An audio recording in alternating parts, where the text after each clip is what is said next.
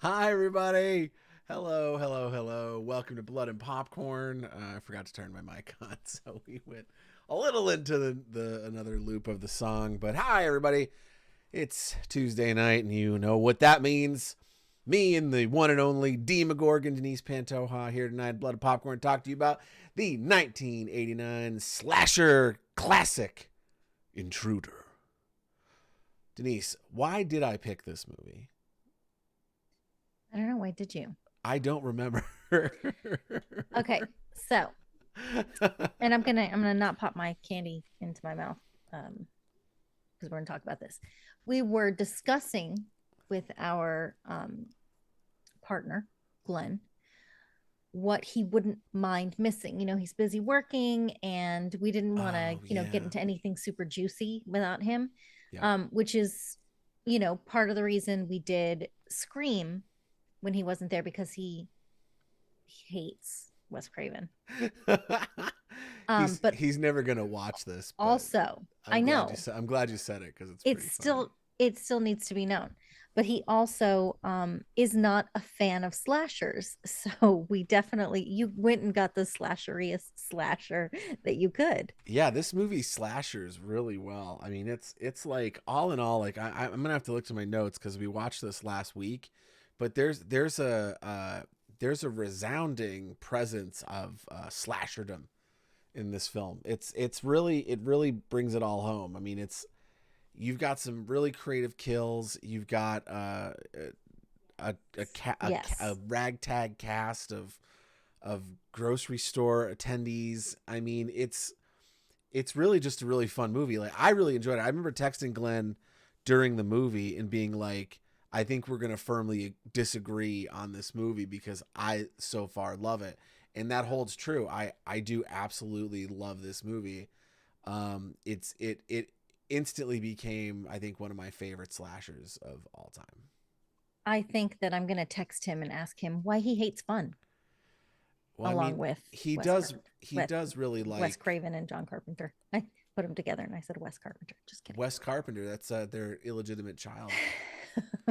Carry on. Um, yeah, like it's just a really fun time. It's got everything you want in a slasher movie. It's got like the quirky like teen cast. But it also has this weird Empire Records vibe that Yes. I really like about it because I love Empire Records. I watch it weekly, that and Dazed and Confused, and this has strong Empire Records vibes. It's just a bunch of well, let's get into the movie, I guess here. Well, So TJ, why don't you set it up for us since you chose it? I will. I'll set it up, Denise. Set it up. Thanks Thanks for for kicking it over interrupting to you me. to tell you to set it up. Yeah, thanks for interrupting the introduction to the movie to let me know to introduce it. It's okay. We're having fun. Um, no, so Intruder is about a group of employees who are working an overnight inventory shift in a grocery store. And just before they start their shift, they're informed by the store owners that the store has been sold, it's closing, they're all going to lose their jobs in a month, and that's just that. One of the owners doesn't seem as happy about it as the other one, who's like, I'm gonna make all this money. The other guy's like, no, not sell the store. And then all the kids are there, and then they're not, and they're not there because they're horribly murdered in various ways throughout the grocery store. This movie has some of the goriest kills I've seen in a while. Oh my God. It has some really unique kills. I really like the idea of putting a horror movie in a fun house environment like this because like if you think about like if you put a if you could put this movie in Home Depot and it's just as crazy. Why? Because there's all kinds of fun shit you can kill people with in Home Depot, just like there is in a grocery store. And we really get some of that here. And let me put it in the chat because we got a spoiler coming up. Spoiler Spoiler. alert. Got a spoiler coming up. We're led to believe the killer is this ex-boyfriend of one of the cashiers who's our lead Horribly abusive douchebag ex-boyfriend. like physically and emotionally gaslighting, super abusive, terrible, real shit guy, right? So they really lay it on thick to get you to like be like, this guy's a bag of shit, and he's definitely the killer, but he's not. You see, because we had a What? twist. Denise, do you want to know who the real killer was? Not yet. Too bad. It's the other owner. It's the guy who was sad about selling the store. He goes crazy, and I gotta say, I want to get this guy's name because Dan Hicks, I think that's him. Dan Hicks, aka Danny Hicks, aka D Hicks or Dix. No, I'm joking around. Dan Hicks delivers one of the arguably best slasher, like crazy killer performances I've ever seen in horror, and my book runs deep red with my horror viewing history, and this dude fucking brings it. I mean, his break at the end as Bill Roberts, mass killer Bill Roberts, is so unhinged. It's really something to behold. Like I would say watch the movie just for the last fucking 10 minutes of it, because it's such a crazy thing. And there's like twist ending on twist ending on twist ending. Well, there you go, Epic. I hope you enjoy it. And sorry to ruin the ending for you. I love that. Way to go, TJ. I did put the spoiler alert up, so he could have shut our show off. And then, no, Epic, thanks, and I'm glad you watched the movie, man. It's fun. It's fun when y'all watch the movie, because then you could be yeah. It's not Titanic, It's not like you kind of got where it was going, but It's not like you're ruining the ending of a historical event. It's the Sixth Sense or something. But no, it's fun when you guys watch the movie, because then we get to talk about it together as a group, and that's part of the fun of the show for us. But no, I really like this movie. It's one of my favorite slasher movies, and probably one of my favorite 80s movies.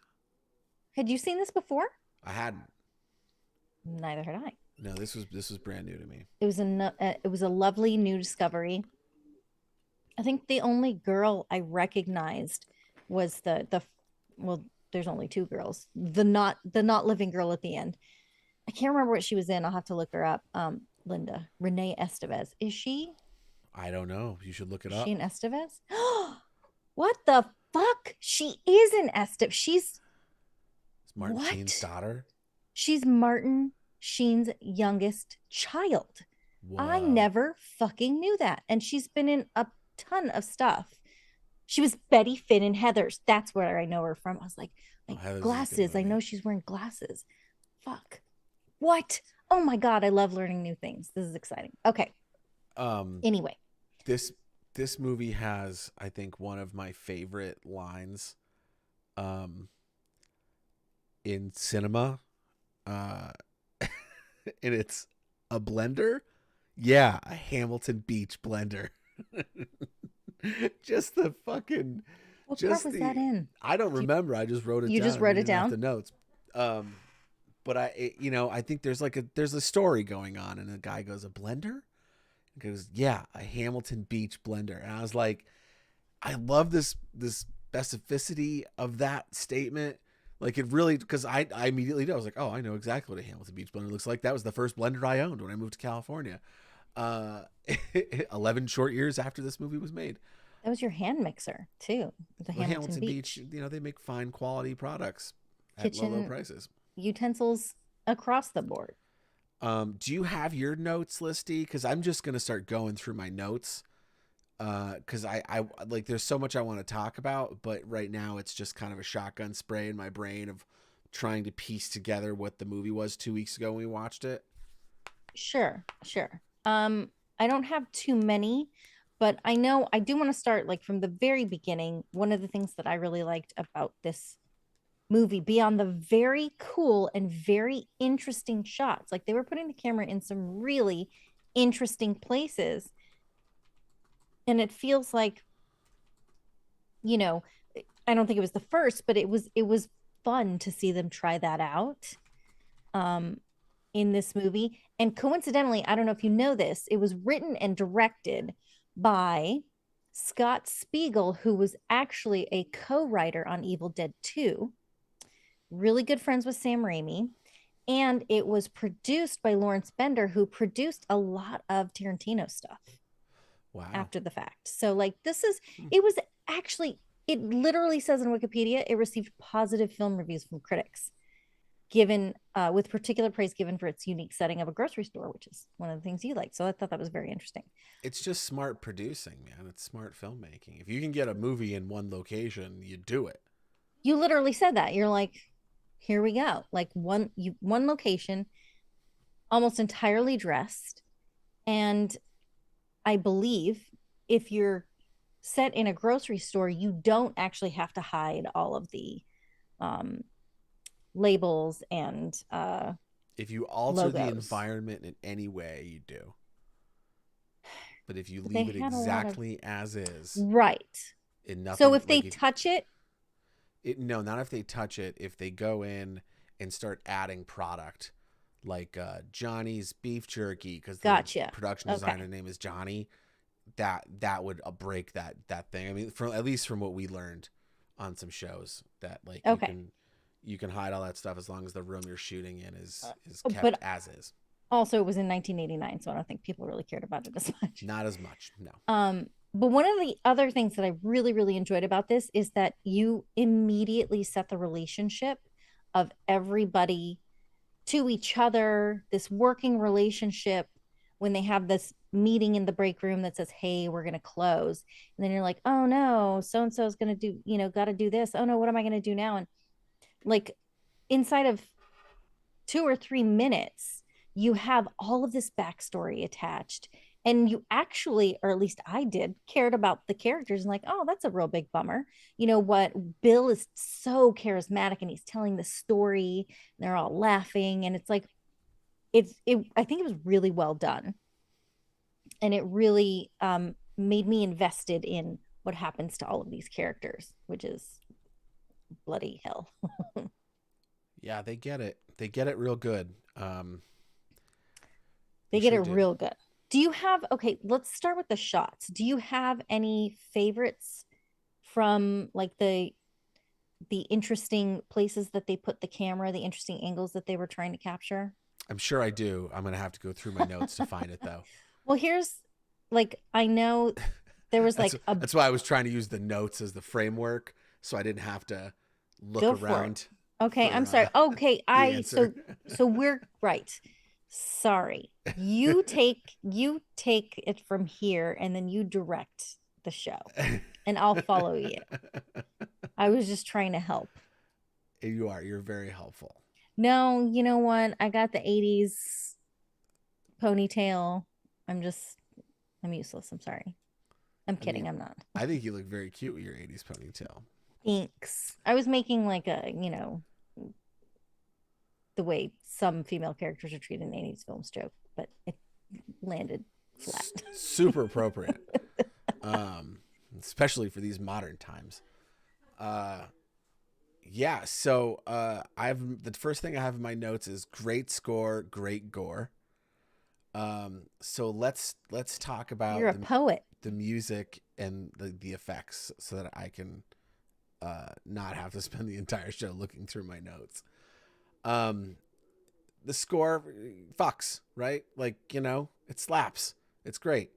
Like it's got everything you want in a classic 80s horror movie vibe to it. It's really good. Um well, now I feel bad. Why do you feel bad? It's the sack of potatoes crosscut is my favorite shot in the movie. There you go. Sack of What potatoes. was your favorite shot in the movie? Oh man.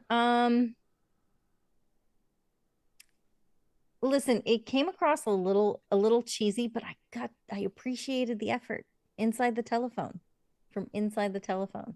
Mm-hmm. I enjoyed that. It tickled my funny bone. Yeah, it was really like this movie was like a playground for the DP and the director to Oh yeah. flex their creativity in various ways. Like yeah, the And shot through the flicks they bottle was did. really good. Oh yeah, that one was really great. Um, there was sweeping across the floor Mm-hmm. a couple times. I wrote above the bread, and now I don't remember. Was it just like over the shelf? Couldn't tell you.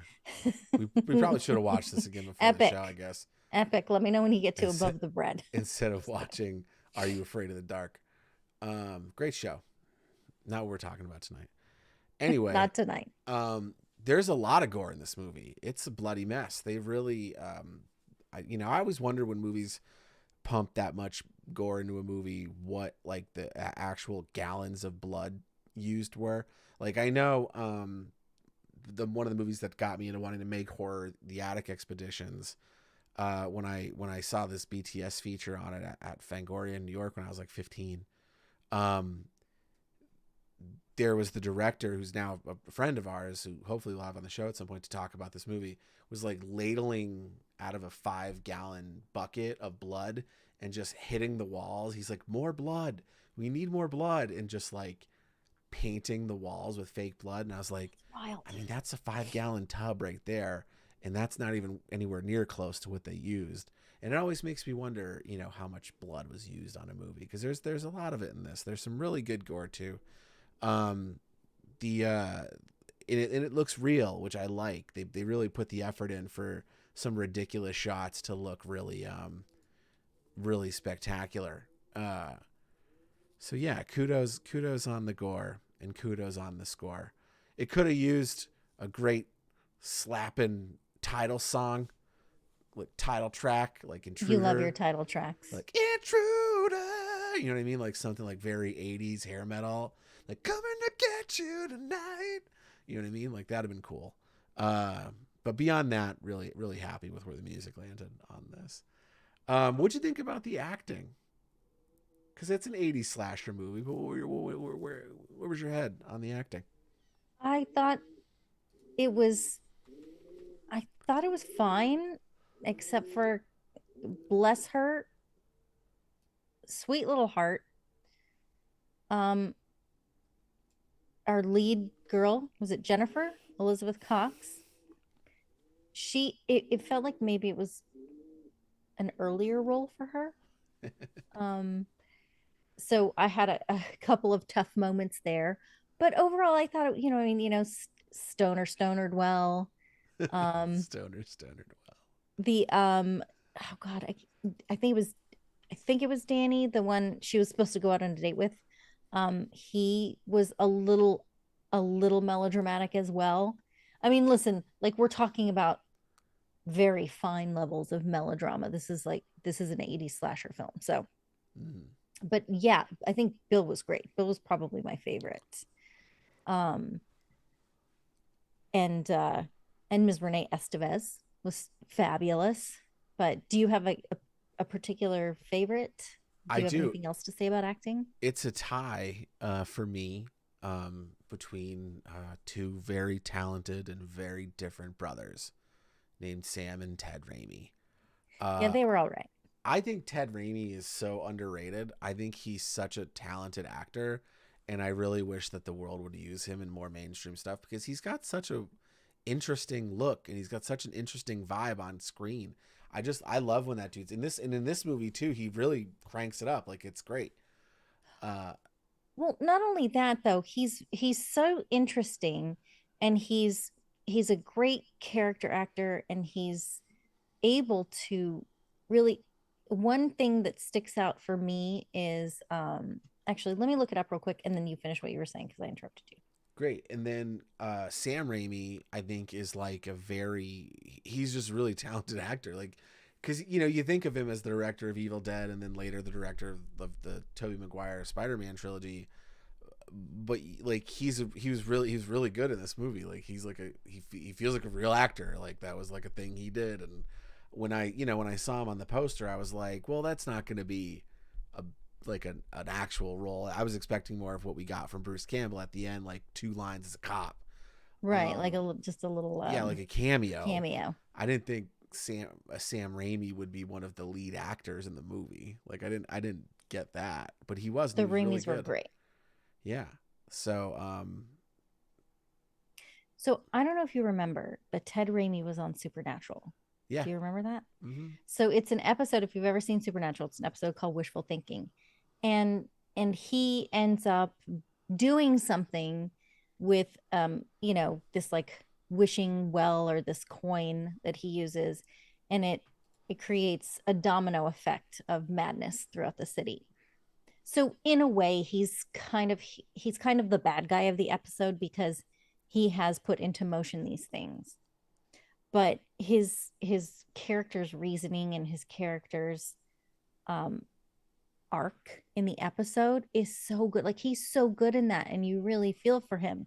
And I agree with you. Like, I wish he would be used more, because he's able to pull the drama along with being in, these B horror movies or horror movies as a nice quirky character. Mm-hmm.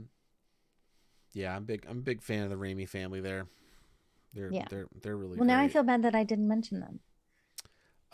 Because it's, well, yeah, and you should, because they're gonna Well, see this, and then one day and they're gonna be like, "Hey, Denise, you know that one show that you watched where 4 people were watching? We were those 4 people, all of us, the two Raimis on the both of two our Twitch Raimis were the four accounts. people. We did both of our accounts to bring in the heat, and Wait, wait, wait, wait, we wait. heard what you said, and now we're never gonna put you in a movie." Are our good friends Mo, Epic, and Death actually the Raimis? Yes, It's the Raimi family. but when the three of them combine, they become Sam Raimi. Well, see, and Uh, I totally glossed over that when I was like, oh yeah, I think I only recognize one person from anything else, Renee Estevez, but obviously, I yeah, mean, Bruce Campbell cameo and the Raimis. I mean, duh. I've been horror making royalty. jokes about, two Raimis and a Campbell for a couple weeks now. So, pardon me for losing my mind. we we are all of us Sam Raimi tonight. Breaking news. Sam Raimi's still very much alive and making great movies. Yeah, Epic mentioned the fight scene earlier at the beginning of the movie, and I have a note about that. It's so funny and it's so slow. It's so bad. It's so good. Like, like we know stunt people, like we know stunt choreographers and stunt performers, and like what they do is no joke. And you just, when you've worked with actual stunt teams, we used to work with a team called EMC Monkeys, and they were great. And then our stunt coordinator Dave Morza was really great too. Was stunt coordinator, I think, for Alias. Like, fantastic guy, really great team. They're all doing awesome stuff now. But when you've seen that up close, it's really hard to see a fight like that beginning of the movie, where it's like, clearly some guy on set was like, I took karate, I could choreograph this fight, and they're like, all right. It's so slow and so telegraphed, but it was so much fun. It really set the tone of the movie for me right there. Oh, that's Elizabeth did that too. She telegraphed a lot of her reactions and whatnot. But what I find very interesting, because like the Foley too, when you go way back then, the sound of a punch is just horrific. But it's fascinating. It's fascinating to think about the evolution of acting, the evolution of stunt coordination and stunt choreography, like effects. I mean, all of it. It's just really fascinating when you go through the genres, or the decades of this genre, and see how the evolution has happened. It's funny to us now, but it's something that we just accepted, right? Because that's all we knew. Yeah. Um, way back whenever people were born. I was born in 2015. So Clearly. I was proudly born in 1982. I'll be 41 this July. Anyway, the big 4-1. that's it. Finally in my 40s. Because I don't count 40 as in your 40s. That's not really in anything. It's That's just like you're there, on the verge. you're at the door, but you haven't walked into the party yet. I can't wait for my body to fail even more in my 41st year. Anyway, I have some one-liners written here, so I'm just gonna go through my list of one-liners and how they made me feel. Give it to us. There is a wacky tobacco reference in this movie, which anytime someone can use wacky tobacco to reference weed, it gets my heart. It's my favorite. It's my favorite. That and Devil's Lettuce. Like, weed has so many great names, and I think it's great. Lost Your Job, Joe is Sam Raimi yelling to Ted Raimi after they've gotten fired, and Ted Raimi's just like jamming out and sorting produce, and he's like, "Lost your job, Joe," and just like so fucking That was yeah, fucking jazz hilarious. cabbage death, like just so weird and so good, like such a matter of fact line. I talked about the blender one. Uh, um, I think that was it. Those were the references. There was three. They were good. They were three references, everyone, and there you have them. I hope you enjoyed the show. Thank you and good night. No, kidding. Sound wasn't great, huh? No. I think that was the weak link of the movie for me was the sound. It's so important. And as someone who's about to go record sound with the new little device, this thing, well, this is the box. Do you want to talk about it so they can sponsor us? Yeah. Hey, Zoom, if you're watching. Like, hold on. Like our sponsor, Dr. Pepper, 23 flavors of goodness. So this little thing not sponsored is what's going to be my sound guy on set over Memorial Day weekend when I'm out filming our first documentary. And I hope it's good. I hope it works because sound is such an important element to film. And when you don't get it right, like it just doesn't, like with camera, you can get away with a lot, right? Because like camera, you can get stylistic. You can make choices with your camera movements and with your choice of lenses. You can tell a story with the camera. Sound, you just kind of have to get right. There's not much you could do, save if you were to, I don't know, do an entire movie as the Ghostface voice box. I guess you can mess with it to that level, but you don't see it often. So it's really important to get clean sound. And this didn't really do it, which is tough because you're in a grocery store that was very likely open and active at that time. So they're not shutting their coolers down. They're not shutting their refrigeration systems down. Like I've shot in those environments before. And what you do is you kill the power from rolling to cut, and then the power goes back on. But sometimes you just have to go. And it's just not, it's not super great. It's the weakest part of the movie for me was the sound. Yeah. Yeah. I would agree because effects were pretty strong. Camera work was pretty strong. Yeah. We already said music was great. Acting was pretty strong. The exception of a couple of wobbly places. Yeah. I think that like just to go back and touch on what you brought up earlier about the shots, the camera work in this was really good. Because it was really unique and it really like the camera really told a story in this movie, which I think is super unique for an 80s slasher movie. But, and I guess, I bet some of it was just experimentation on something that they didn't think would really be a huge hit. But the rest of it, just using the camera as an extension of the storytelling was really well done in this. And they really pulled off some unique stuff. So I was really happy about that. That was a very pleasant surprise. What was your favorite kill, Dee? Do you remember some of the kills? I have a couple written down. One of my favorite, I guess it could be combined with the kill, was the 50 off, when you have the bodies at the end of that little the hell is it called, that little moving where they throw the produce down, like the boxes and whatnot. The conveyor belt. Yeah, the conveyor belt. and is it Ted Raimi's body? Yeah. And there's a 50% off sign, and it, he's in the trash can. I thought that was hilarious. Although, was it him? Did he get cut in half, or was that Sam Raimi? Because Sam Raimi got the knife in the head, right? Ted Raimi is the one on the conveyor belt that looks like he's in one piece, and then as the conveyor belt starts to move, he falls apart because he's been cut into like multiple pieces. See, you do remember it. Oh wait, no, I wrote it down. Ted Ted Raimi literally going to pieces, going up the conveyor belt, and that's what So Sam was in the trash can. triggered that. Yeah, table saw for sure, epic. Yeah, I don't know. I don't remember if it was Sam in the trash can. One of them was on a hook for a minute. One of the Raimis. They really fucked around with the Raimis. I think there was several different versions of showing them dead. Right. Like That's the true. killer killed them and then was like, well, everyone's running around. I guess I'll go occupy myself by completely dismembering Ted Raimi and then carefully stacking him on a conveyor belt so that later Right. I That's might going to push the take button. time. Oh yeah.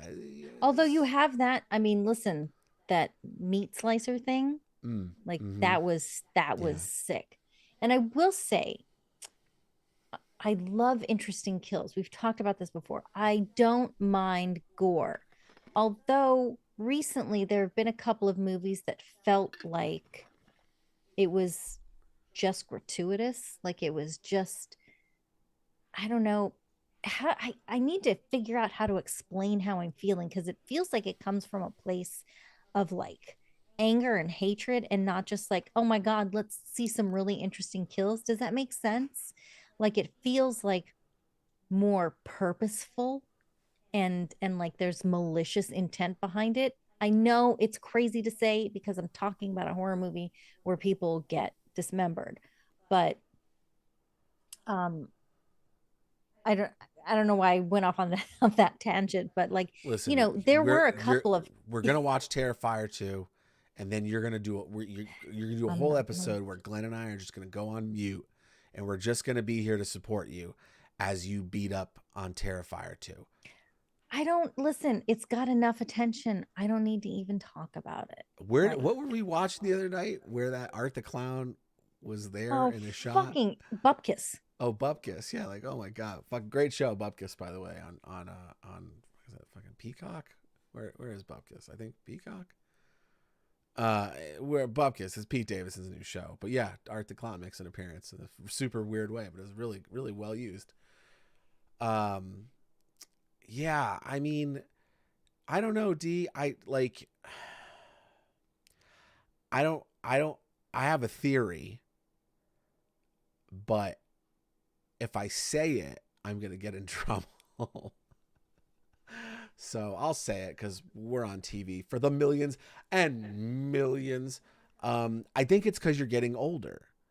And I say that Mm, because I'm also experiencing something similar where, here's why I say that. The world we live in now, as that we've kind of grown up into, is so much darker than the world we were in 10 years ago, at least from our perspective. The world has been very dark for whole races of people well, for a we very couldn't long we couldn't time. read the newspaper from every single city in every fucking 50 states Yeah, instantly. every single day. Yeah. Yeah. But as you know, as we've gotten older, we've got exposed to more of the actual horrors of the world. The fun stuff has started to lose a bit of its like, because you're like, oh, there are people out there doing this now on the regular. And that doesn't mean I don't like horror anymore. I do, but I get a different feeling in my stomach when I see something that doesn't feel quite right to me. And I think that's for me at least because I've gotten a little older, and with that age has come this like realization of the world around me. But go ahead, explain I your side of this. I see what you're saying. I want to disagree slightly though, because I mean, sure, it's happened over the past few years, but it's not everything, right? Like I said, like this one, a few times I was like, oh, but I still was like, yeah, I really enjoyed the artistry of the kill. Yeah. But there have been just a couple where it it just hits different, it feels different, and I don't know, like, hey, great, they're artistic and they made you feel something, but I don't know, it's only a couple of them, it's not all of them, and it's not all gore. Like, I've never been a fan of torture porn. I don't like that. That is far too close to reality, a dark, seedy underground that does So exist. Hostel's off the list. We can watch it. We can No, talk about it. I'm I'm good. fine with I don't that. think I'd enjoy it as But much as I it's did when it came out. I've never been a huge fan of them, you know? Just because I mean, especially like sex trafficking is such a huge problem still, human trafficking, like, and that goes along those lines. But as far as like kills in movies in general, it's not a blanket statement where like I'm just a little more uneasy about it now. It's only certain movies. And I wonder not just like I'm it's not just because I'm getting older, like it feels to me like and we'll get into this whenever you decide you want to talk about the Terrifier, even though I don't want to give any attention to it. It feels like the intention is different. You're not giving any attention to it. It's one of the most successful horror movie stories of all time. It's Shut up. that director's gonna work forever. He's off and running.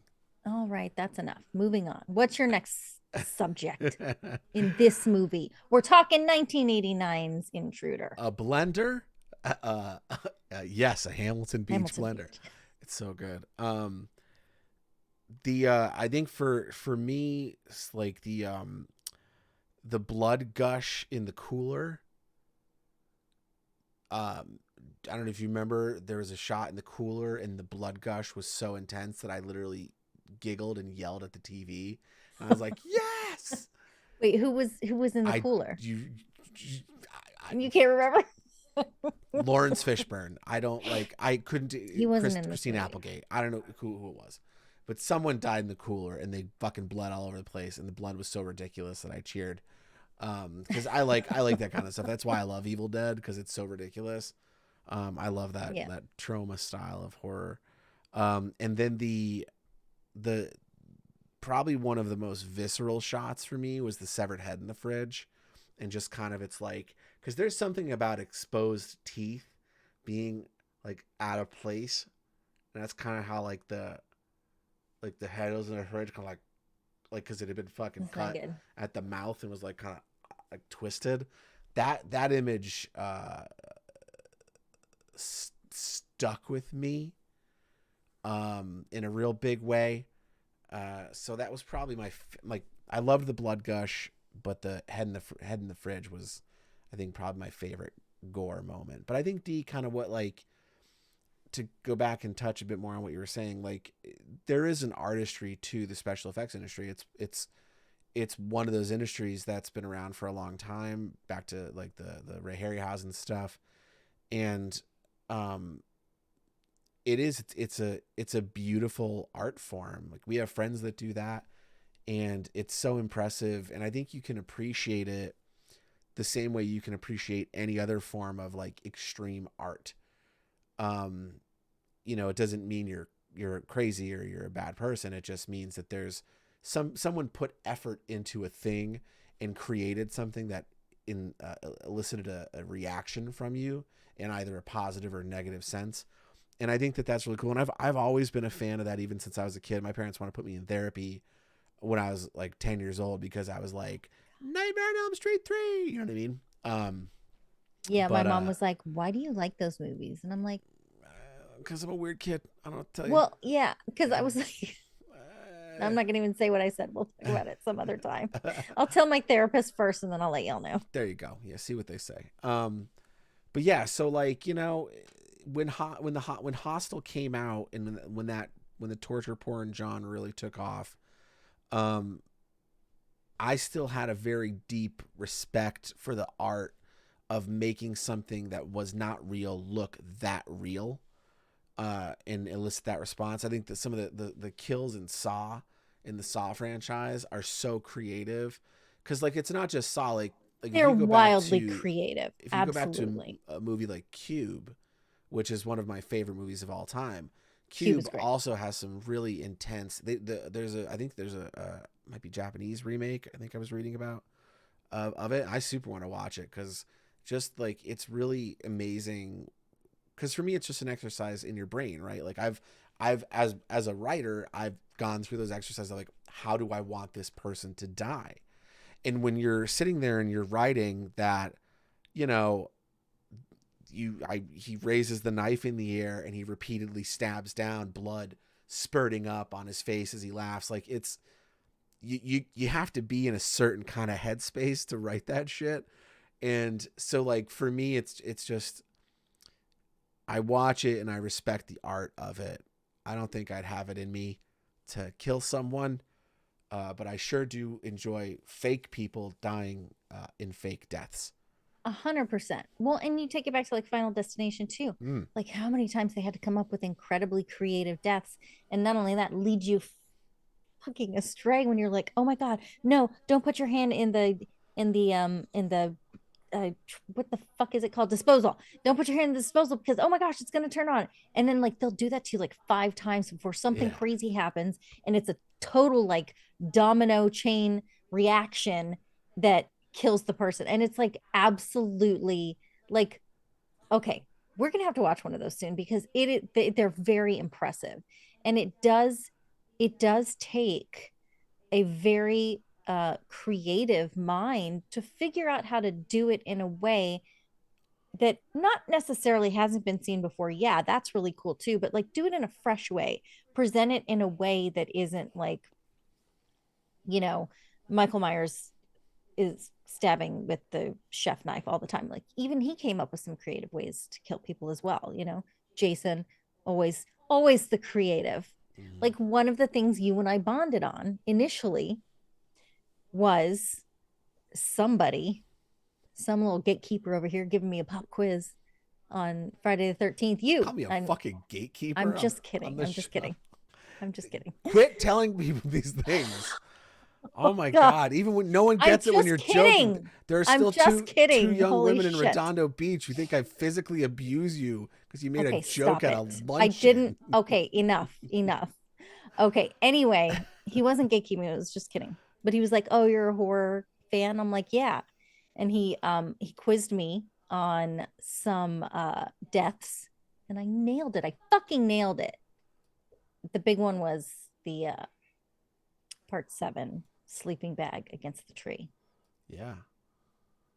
I know. It's called flirting. Anyway. Flirting, Denise. It's called flirting. Oh my gosh. Remember when you were in school and the little kid would run up and he'd shove you on the playground because they didn't know how to properly express the emotions he was feeling? You know. I didn't get flirted with a whole lot. Anyway, back to people dying in a grocery store. Am I right? Boom. So the ending is interesting. I talked a bit about how much I loved Bill Roberts, grocery store owner and mass murderer, because this movie had a high body count. Like, oh my gosh. For a first time killer on their like break spree, super high body count. What? He also, how did he have all that time? But that's beside the point.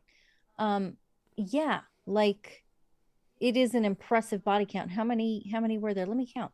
Yeah, you count. Continue talking and I'll count. And like I said, the epic when you get there, I hope you really enjoyed it. I wish I could be you in that moment experiencing that performance for the first time again, because it's really special. And I really, really love it. There's a jump scare in there, and I'm not going to tell you where it's coming, Epic, but it got me, man. Like, I physically came out of the seat and screamed. That's hard to do. It's very hard to do for me. And yeah, and it was really, really fun time. How many you got? Yeah, that's pretty high. It's not bad. No, well, some of them too, he killed him like 2-3 times. Like the Raimi's just like, I'm not done with this guy yet. You know, let's add a couple 0.5s in there for that. But yeah, then you have like a fun twist ending, you know, with the cops showing up and the old classic switcheroo from the killer, you know, it was choking on the blood. Then the cops believe him, of course. That's all it takes. Apparently they're not going to employ forensics on that in that department. No.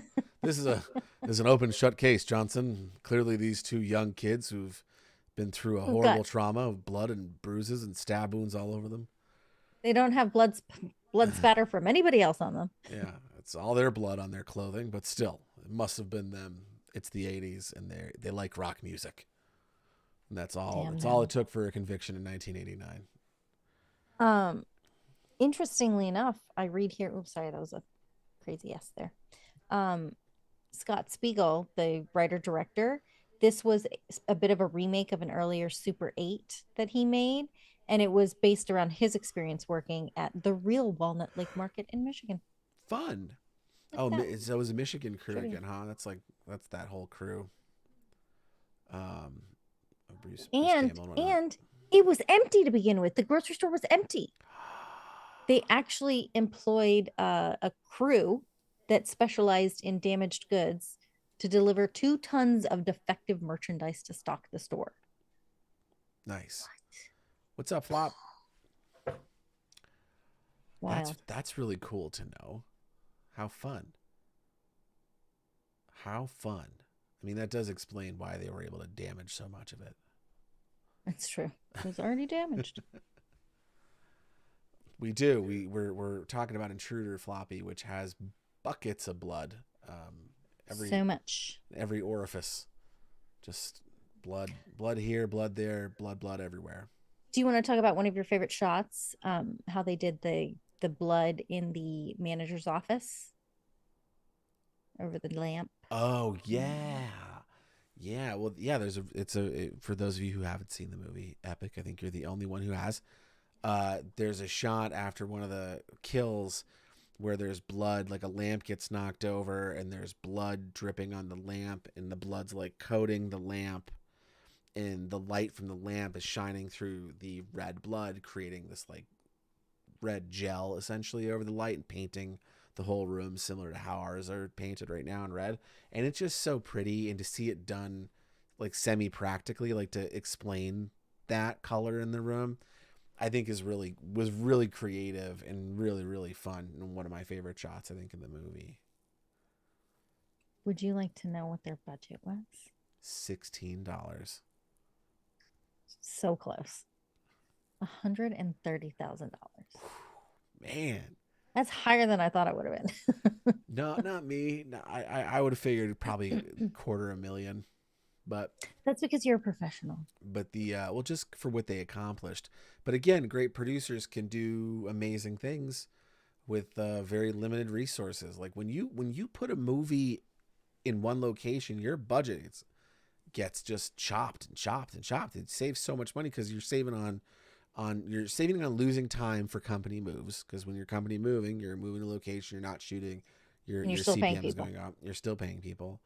You can leave all your shit there, so you're not like which means you also don't have to rent the trucks for that long, because with a space like that, you can guarantee they stashed their whole production in a back room that they were never going to see or shoot in, and then they just dump the trucks. Like, take the trucks back, we'll bring them back in 3 weeks when we're finished the movie, and that's it. And I love to see stuff like that. It's our now friends from Ocular Migraine with Ugly Sweater Party. Similar vibe. Find one location and shoot a movie there. It's just smart. It's smart producing, and I'm a big fan of seeing that. And I hope to do Yeah. it myself someday. Yes. Yep. New Year's. We're gonna do it. Tomorrow. Doing it tomorrow. Quit my job tomorrow. I'm gonna go shoot a horror movie. I mean, I've got some meetings that can't be rescheduled. Not anymore. So. You just quit your job. Did I? No, I didn't either. I love my job. Did I? Anyway. Anyway. But yeah, I think we could probably get some final thoughts here. Start to wrap this bad boy up. What do you think, D? I mean, I think it's definitely a must watch. With the knowledge that it is very gory and bloody, because you see a lot. They don't cut away, and it's done well in like the practical sense, and it's it's cool. Like they've got a lot of really cool shots. They've got a lot of really cool kills, and it's 83 minutes. I think you should definitely do it, especially because it's got 2 Raimis and a Campbell, and Scott Spiegel, who is apparently a big deal, and Lawrence Bender, who has produced a lot of really great stuff, a lot of Quentin Tarantino stuff. So, I mean, this is like early work from a lot of really big powerhouses in Hollywood right now. Yeah, It's a must see. and it's really fun. Go buy the Blu-ray. I Buy think the someone Blu-ray. dropped a Blu-ray not too long ago. Glenn would know. But you luckily, We'll you never know, find out now without Glenn. yeah, the internet. Just look it up. Wait until he comes back.